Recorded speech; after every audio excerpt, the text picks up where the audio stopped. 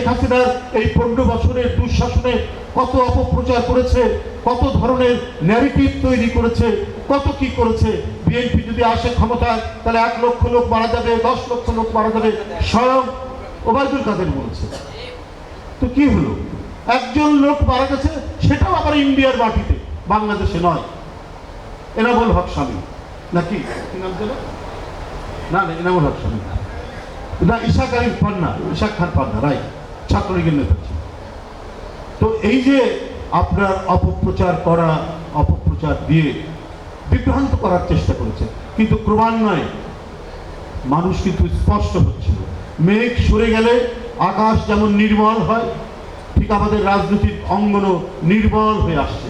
যখন দেখলাম যে প্রাইমারি স্কুলের শিশু, হাই স্কুলের ছাত্র এবং কলেজ ইউনিভার্সিটির ছাত্ররা এক কাতারে দাঁড়িয়ে একটি কাফেলা তৈরি করে শেখ হাসিনাকে পালাতে বাধ্য।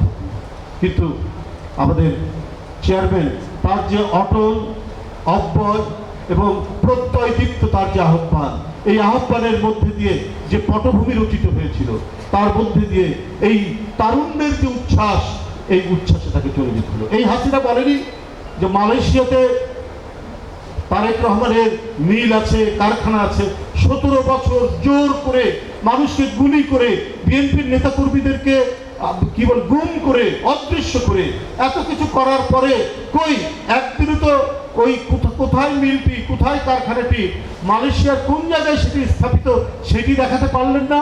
বিএনপি যখন ক্ষমতায়, তখন তিনি এই কথাগুলি বলেছেন।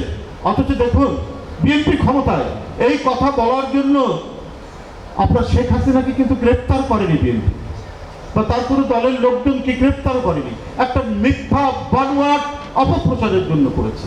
তো ক্ষমতা আসার পরে দেখালে না কেন? কি ইন্ডাস্ট্রির নাম কি, সেই কারখানার নাম কি, দেখাতে পারেনি।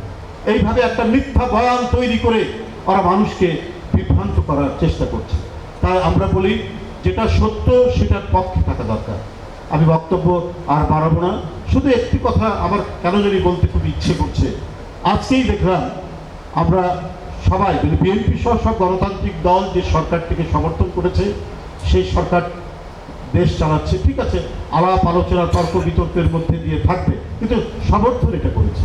কিন্তু আজকে গতকালকে আন্তর্জাতিক একটি গণমাধ্যমে যে কথাটি বলেছেন প্রধান উপদেষ্টা, এইখানে কিন্তু একটা বড় ধরনের প্রশ্ন আমাকে সবসময় আমার মনের মধ্যে কাজ করছে।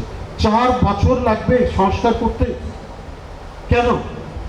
সংস্কার তো যুগে যুগে বিপ্লব আন্দোলনের নেতৃত্ব দিয়েছে পলিটিক্যাল পার্টি তৈরি করেছে, কনস্টিটিউশন, পার্লামেন্ট। এটা তো আমরা ইউরোপের ইতিহাসে দেখছি, সেই 1215 সাল থেকে এখন পর্যন্ত। এটা তো রাজনীতিবিদদের অবদান। সেই ক্ষেত্রে বলা হয়েছে যে ঠিক আছে, এখানকার যারা সুশীল সমাজ, বিজ্ঞ সমাজ বা অন্তর্বর্তীকালীন যে সরকার, তারা একটা পরামর্শ দিক সংস্কারে। কিন্তু এই সংস্কার বাস্তবায়ন করতে কি বলে যে 4 বছর লাগবে, যে অবাধ সুষ্ঠু নির্বাচনের জন্য আমাদের লড়াই, যে কথা বলার স্বাধীনতার জন্য আমাদের লড়াই, যে বাচ্চারা আজকে যাদের 20, 22, 25 বছর বয়স, যারা ভোট দিতেই পারেনি, ভোট দেওয়াই জানে না, তারা আর কতদিন বঞ্চিত হবে? এটা তো অন্তর্বর্তীকালীন সরকার হবে গণতন্ত্রের প্রতীক, গণতন্ত্রের মডেল। তারা সেটি না করে এই যে প্রলম্বিত করা এক ধরনের, আমার মনে হচ্ছে কোথাও যেন একটা কোনো জটিলতা হচ্ছে, যেখানে একটি গণতন্ত্র চর্চা এবং রাষ্ট্রের গণতান্ত্রিক বিকাশ গড়ে তোলার ক্ষেত্রে কোথাও বোধহয় কোনো সমস্যা হচ্ছে। না হলে এই কথাটি উনি কেন বলছেন, কেন তিনি এত লম্বা সময়ের কথা বলছেন? এটা তো লম্বা সময়ের কথা নয়। সরকারের মধ্যেই কোথাও কোনো জায়গায় ঘাপলা আছে। এই সরকারের মধ্যেও কেউ নানা ধরনের কোনো কি বলবো, কোনো মাস্টার প্ল্যান আছেন কিনা, এইটা এখন আমাদেরকে ভাবিয়ে তুলছে।